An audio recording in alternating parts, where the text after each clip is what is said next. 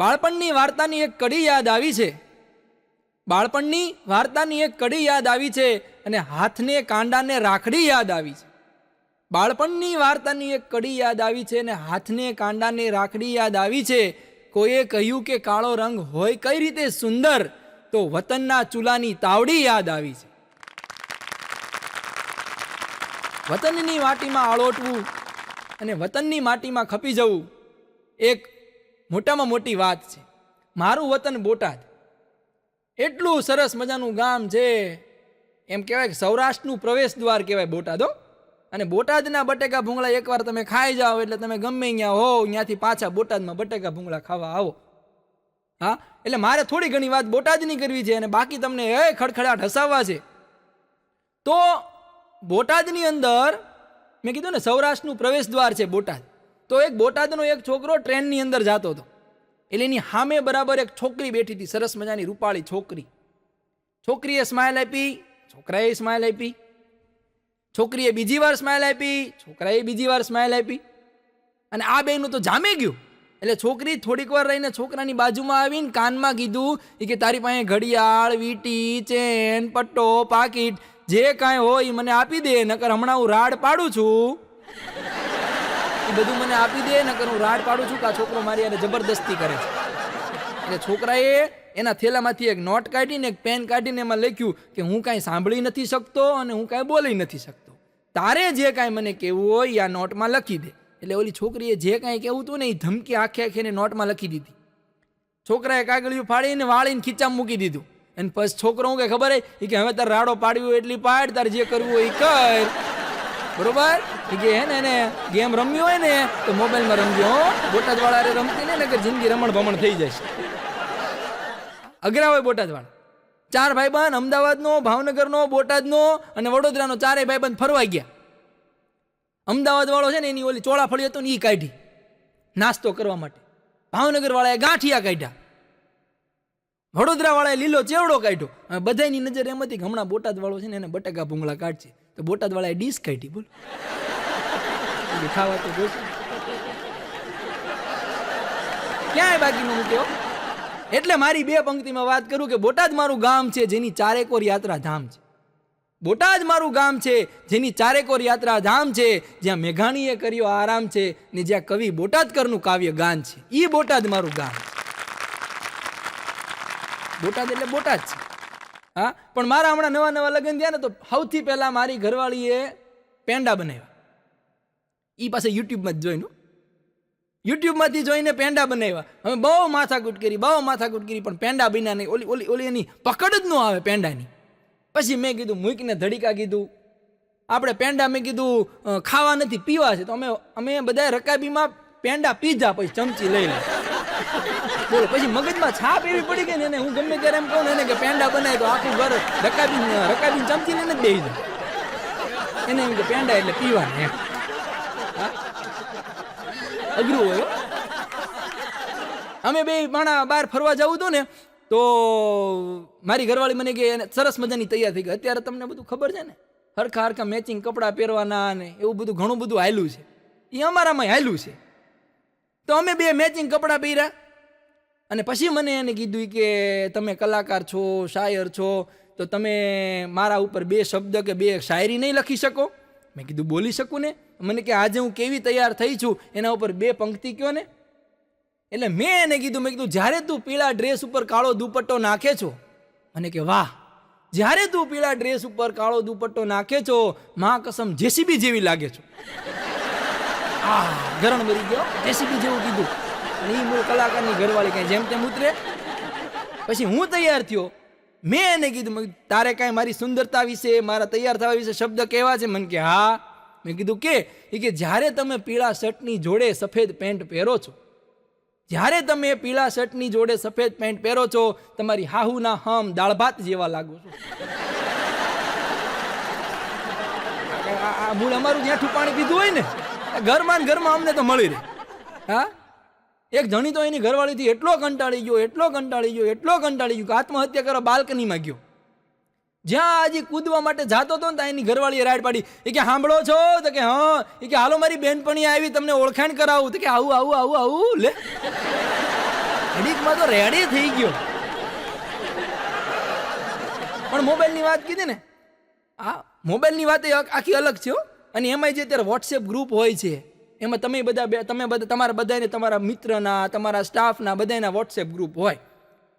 અને એમાં હું જ્યારે 9માં ભણતો હતો ત્યારે અને 12માં ભણતા હતા, 9 થી 12 ભણતા ને, એ બધા ભાઈબંધોએ એકવાર ભેગા મળવાનું નક્કી કર્યું કે આપણે ચાલો એકવાર ગેટ ટુગેધર કરીએ, ફરીવાર યુનિયન કરીએ.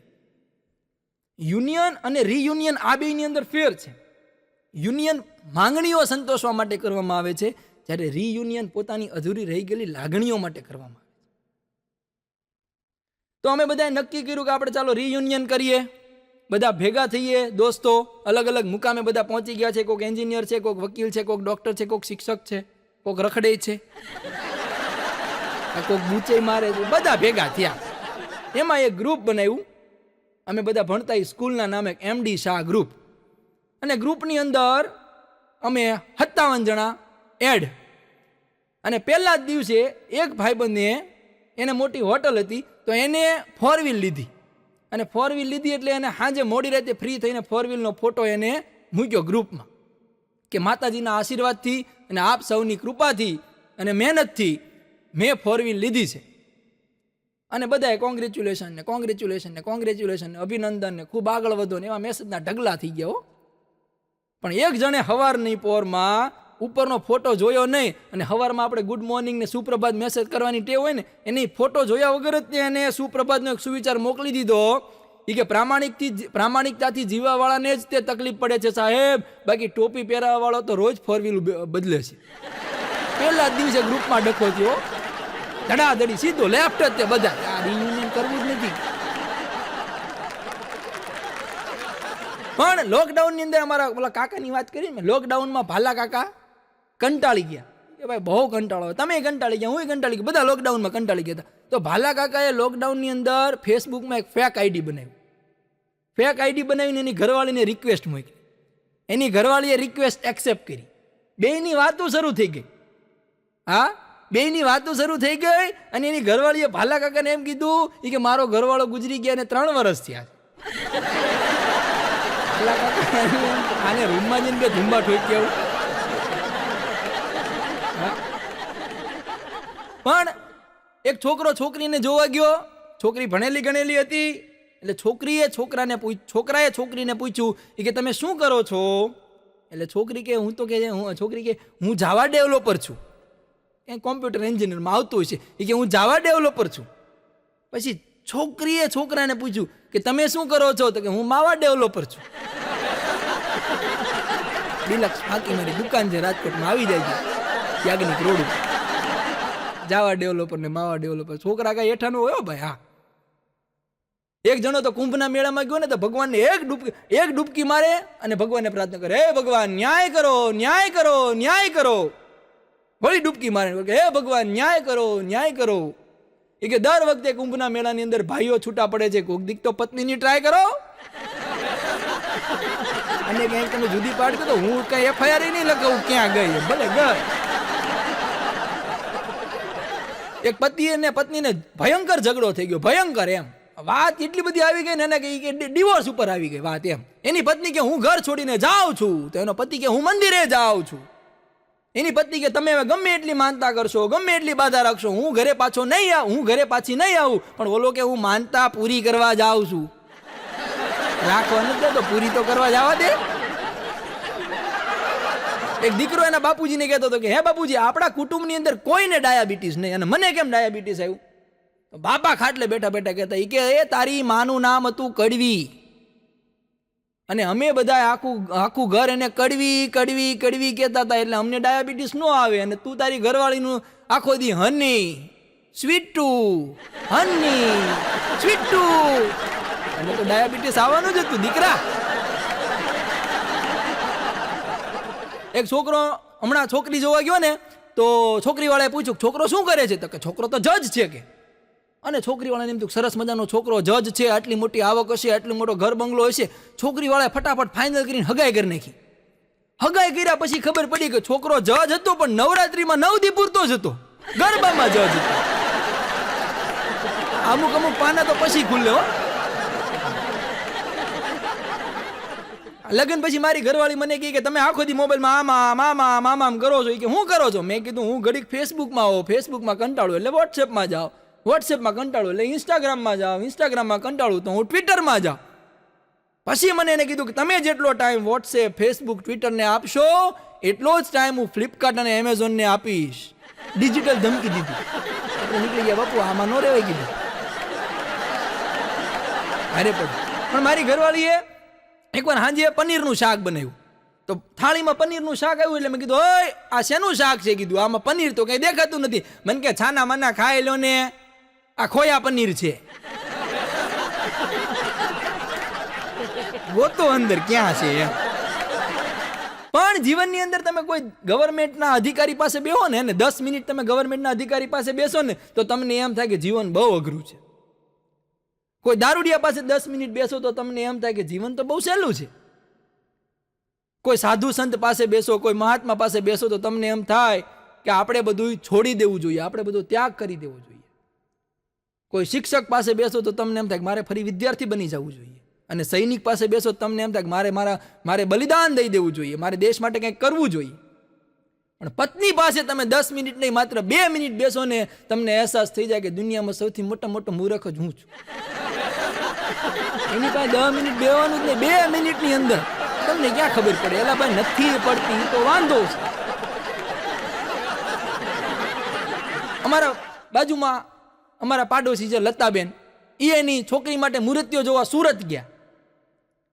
એટલે સુરત ગયા ને 2 દી પછી પાછા આવ્યા. મેં કીધું લતાબેન તમે તમારી દીકરી માટે મૂર્તિઓ જોવા સુરત ગયા હતા, કેમ થયું? કાંઈ નક્કી કર્યું કે નહીં? મને કે ના રે ના ધર્મેશભાઈ કાંઈ નક્કી કર્યું નથી. મેં કીધું શું કાંઈ તકલીફ પડી? મને કે એમાં એવું થયું ને કે મૂર્તિઓ અમને રેલવે સ્ટેશન એક્ટિવા લઈને લેવા આવ્યો. એટલે અમને લેવા આવ્યો એટલે સુરતના ટ્રાફિકની અંદર ને સુરતના રસ્તાની અંદર અમને એ ઘરે લઈ ગયો. અને રસ્તામાં જે એને સુરતી બહબહાટી બોલાવીને ત્યાં ફાઇનલ કરી નાખ્યું કે આ મેલ નહીં આવે. ભાષા તો ભાષા છે. પણ એક જગ્યાએ છાપામાં જાહેરાત આવી, વેચવાની છે, માત્ર 100 રૂપિયામાં મર્સિડીઝ કાર વેચવાની છે. લોકો ગાંડા થઈ ગયા. 100 રૂપિયામાં મર્સિડીઝ કાર. કોકે તો એમ માન્યું કે આ કદાચ જોક્સ હશે, કારણ કે 1 એપ્રિલના દિવસે આ જાહેરાત આવી. એટલે કોકને એમ લાગ્યું એપ્રિલ ફૂલ બનાવે છે. 100 રૂપિયામાં મર્સિડીઝ કાર થોડી હોય. પણ એક જણો કોઈક માથા ફરેલો હતો ને એવડું છાપું લઈને સરનામે ગયો. એ કે એ સરનામે પહોંચ્યો એટલે એને ડોરબેલ ખખડાયો. સરનામે પહોંચ્યો ને ડોરબેલ ખખડાયો. અંદરથી 50 વર્ષની એક મહિલા નીકળી અને કે આ તમે જાહેરાત આપી છે કે તમે એપ્રિલ ફૂલ બનાવો છો કે સાચું છે? એ બેન કે આ તો સાચું છે. કે માત્ર 100 રૂપિયામાં મર્સિડીઝ કાર? તો કે માત્ર 100 રૂપિયામાં મર્સિડીઝ કાર લઈ જાઓ તમારી. ઓલાને એમ તો હોય નહીં, કદાચ આ ખોટું બોલે છે.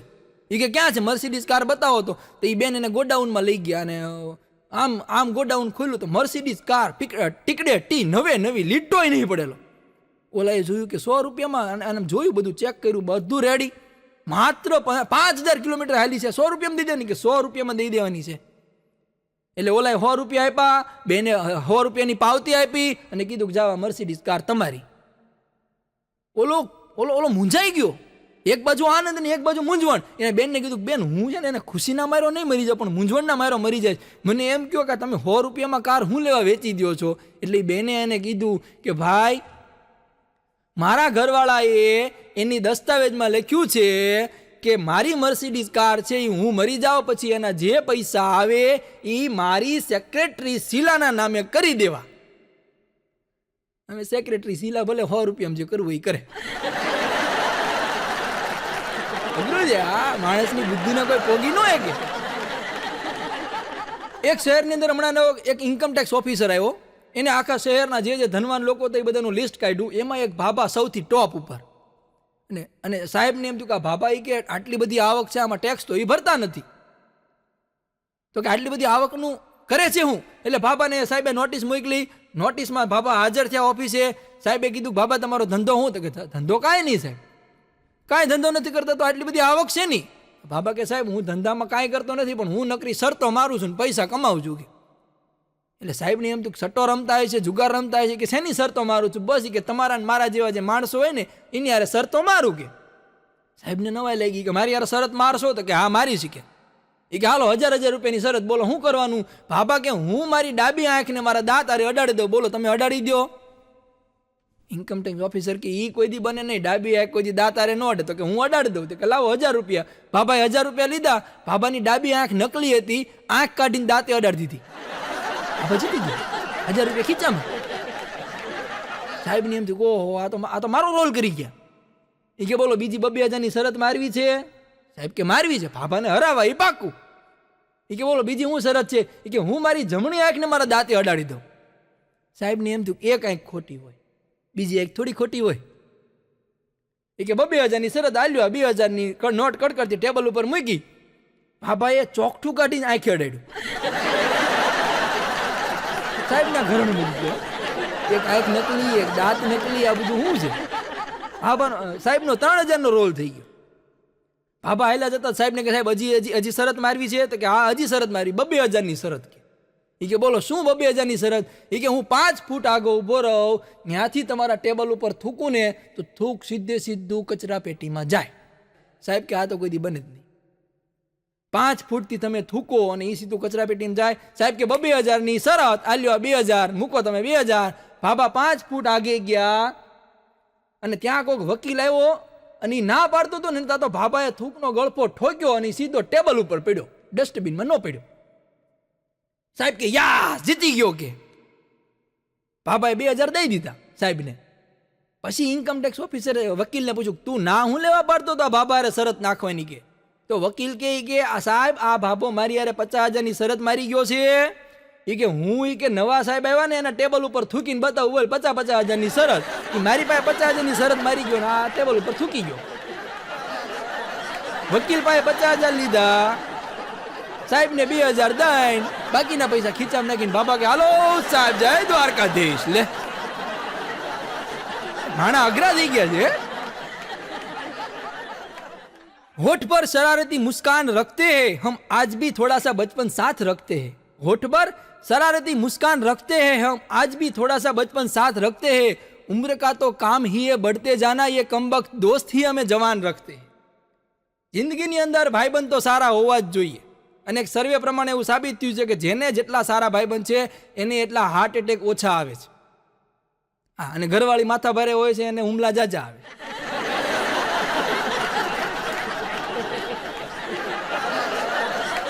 એક વાંદરો જંગલની અંદર આત્મહત્યા કરવા નીકળ્યો. આત્મહત્યા કરવા, કારણ કે ભાઈબંધ જ નહીં, હાવ એકલો કંટાળીને ઉદાસ થઈને આત્મહત્યા કરવા નીકળ્યો. પણ આત્મહત્યા કરવી કેમ? સિંહ હૂતો હતો ને એને એનો કાન ખેંચ્યો. સિંહ જાગી ગયો, ત્રાડ નાખી કે કોણ છે એને મોતને બોલાવ્યું છે. વાંદરો કે એ રાજા હું છું, મારે મરી જવું છે, એક થાપો મારો મને મારી નાખો. રાજા કે પણ કે તારે મરવું છે શું લેવા? એ કે રાજા મારો કોઈ ભાઈબંધ છે ને કંટાળી ગયો છું, મારે આત્મહત્યા કરવી છે. તો સિંહ કે તને કોઈએ મારો કાન ખેંચતા જોયો જંગલમાં? તો વાંદરો કે ના રે ના સાહેબ કોઈએ જોયો નથી. તો કે હજી એકવાર ખેંચને મજા આવી. જંગલનો રાજા ભાઈબંધ વગર કંટાળી જતો હોય તો આપણે તો માણા છીએ, કંટાળી જ જઈએ ને.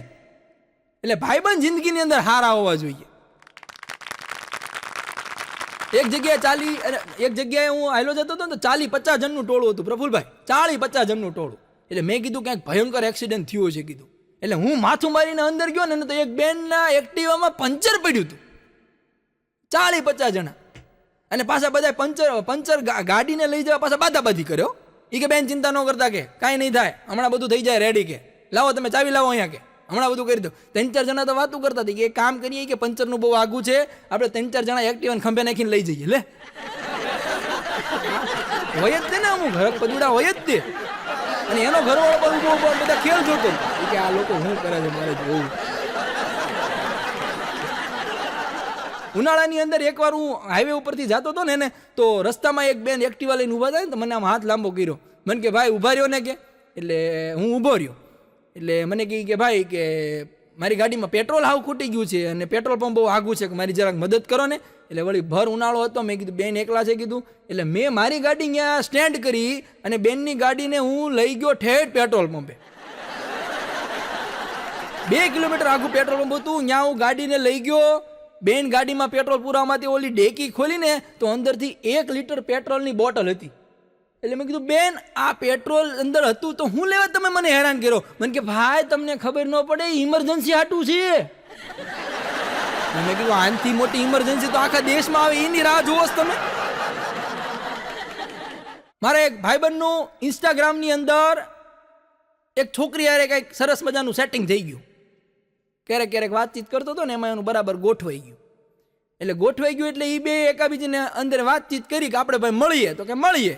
તો એ ભાઈબંધ મારો ભાઈબંધ રહ્યો ને જીગો, એ જીગો કહે કે ધર્મેશભાઈ ઇન્સ્ટાગ્રામમાં એક છોકરી હારે મારે સરસ મજાનું સેટિંગ થઈ ગયું છે ને આપણે મળવા જવાનું છે, તમે મારી હારે આવશો?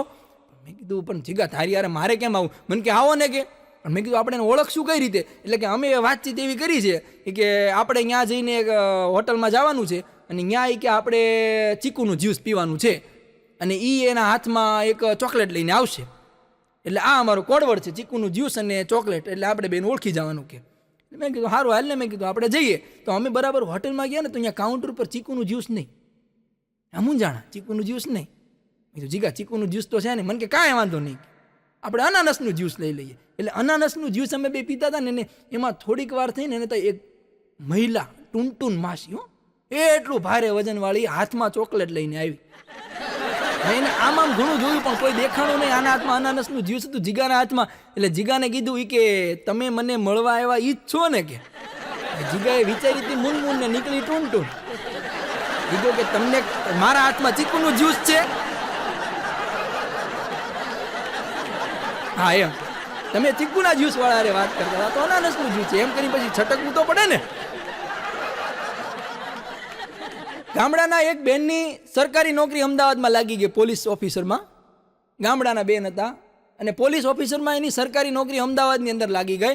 એટલે અહીંથી બેન એકલા અમદાવાદ ગયા. એટલે ત્યાં એ હાજર થઈ ગયા, એને બધો ઓર્ડર મળી ગયો, એટલે બધું વ્યવસ્થા થઈ ગઈ. એટલે એના હસબન્ડને મેસેજ કર્યો કે અહીંયા બધી વ્યવસ્થા થઈ ગઈ છે, મારી બિલકુલ ચિંતા કરતા નહીં, હું અહીંયા પહોંચી ગઈ છું, 2-3 દિવસમાં તમને પણ હું બોલાવી લઈશ. હવે આ મેસેજ ભૂલથી રોંગ નંબરમાં સેન્ડ થઈ ગયો અને જેને સેન્ડ થઈ ગયો ને એને વાંચો ને તો એ જે વાંચો એ માણા બેભાન થઈ ગયો.